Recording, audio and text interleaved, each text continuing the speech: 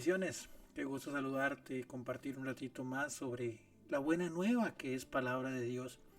Y es que verdaderamente la palabra de Dios es la esencia de Cristo, se convierte en un espejo y más que un espejo también es un llamado a la radicalidad, donde pues podemos encontrar lejos de puntos medios dos extremos completamente diferentes.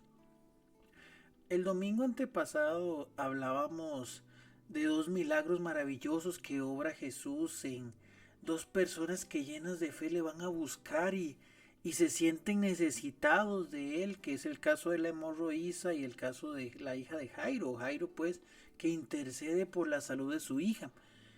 Y justamente el domingo que acabamos de pasar, pues nos presenta la otra cara de la moneda.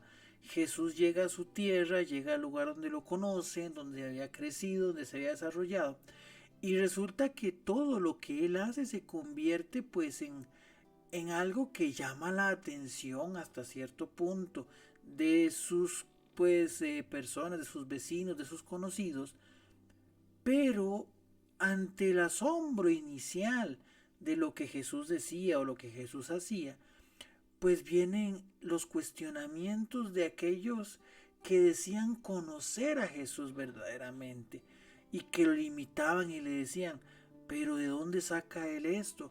¿No es este el hijo de María? ¿No ha vivido aquí el carpintero toda su vida? Y dice que ese reconocimiento de lo que Jesús había vivido en medio de ellos, les dice o los limita a no creer. E inclusive dice que Jesús se admiraba de la falta de fe. Y es que verdaderamente, como lo mismo decía Jesús en el texto, no, qué difícil es ser profeta en su propia tierra, ¿verdad? No hay lugar donde se generen más dudas, donde se generen más, pues, limitaciones para poder llevar el mensaje evangélico que en nuestros propios hogares.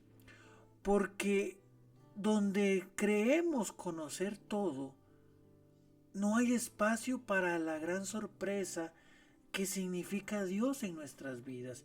Y eso es muchas veces también aplicable a nuestra vida cotidiana. Una vida que vive tal vez en la misma monotonía. Una vida que queremos llevar o que queremos controlar bajo nuestros criterios o los criterios del mundo. Una vida donde tal vez estamos tan sumergidos en el tema material, en el tema de nuestros trabajos, en el tema de nuestros proyectos, en el tema de nuestros logros, en el tema de buscar aquello que deseamos convertirnos en algún momento, que nos hemos cerrado a la experiencia extraordinaria de Cristo en nuestra vida. Qué difícil es verdaderamente y qué duro debió haber sido para el Señor darse cuenta de que aquellas personas no vivían el gran regalo que Él representaba para su vida, que no eran capaces de encontrar la gracia que Dios le había pues justamente entregado a su pueblo en su presencia, por creer conocer o por darse la idea de ideas de Jesús que más bien le cegaban en el encontrar la plenitud de la gracia del Señor. Qué difícil se puede volver cuando nosotros tenemos un camino en iglesia y nos creemos capaces de ya reconocer al Señor. O nos pensamos que tal vez nuestra forma de pensar, nuestra forma de actuar, nuestra forma de vivir, porque somos personas de iglesia, porque participamos de los sacramentos, porque estamos continuamente metidos en el templo, porque nos hemos leído X o Y cantidad de libros y creemos que conocemos todo de Dios. ¿Y cuánto nos puede limitar verdaderamente eso a verdaderamente descubrir la bondad y la misericordia de Dios en nosotros y en las demás personas? Hoy es importante que acudamos a la llamada del Señor de escucharle y creerle, que lo que Él dice, que lo que Él reflexiona, que lo que Él nos muestra, de lo que Él nos puede hablar a través de personas tan cotidianas como son nuestras propias familias, verdaderamente son momentos de encuentro con el Señor. Y no podemos nosotros pretender que, si bien es cierto, vamos caminando fuertemente en el camino de la santidad, no podemos tampoco pretender que ya hemos llevado pasos agigantados, sino todo lo contrario, reconocernos como aquellos par de personajes que meditábamos el domingo anterior, donde como la hemorroísa o como Jairo, sabernos limitados y necesitados de Dios. Y ese es justamente el mayor conocimiento que podemos tener de Cristo, reconocernos limitados y necesitados de Él. Qué importante es verdaderamente abrirle espacio a la gracia salvadora del Señor, que es lo que nos complementaba a San Pablo en la segunda lectura, cuando él decía: hay un aguijón que constantemente está encarnado en mi piel y me hace sufrir y me hace llorar y me hace desesperarme, y yo le pido a Dios que me lo quite y me lo quite y me lo quite. Y el Señor responde: no, porque en tu debilidad es donde demuestro mi fuerza. Por eso no seamos autosuficientes.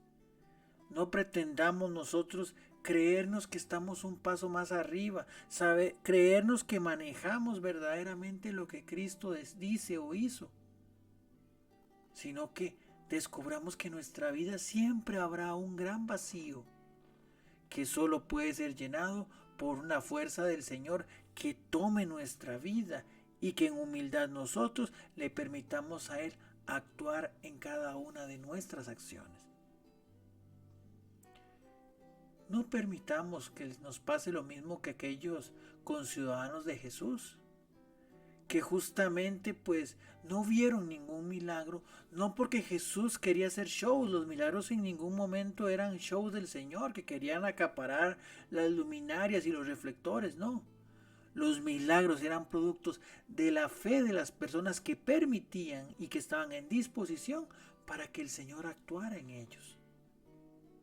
Pero cuando nos creemos ya lo suficientemente cercanos al Señor, lo suficientemente buenos, lo suficientemente conocedores, lo suficientemente sabios, pues es ahí donde restringimos la acción del Espíritu Santo para que por fe el Señor transforme y culmine en nosotros la obra que Él está iniciando. La fe es un don maravilloso que hemos recibido desde el bautismo, es un regalo de Dios. No es algo que nace de nuestros propios esfuerzos, de nuestras propias capacidades.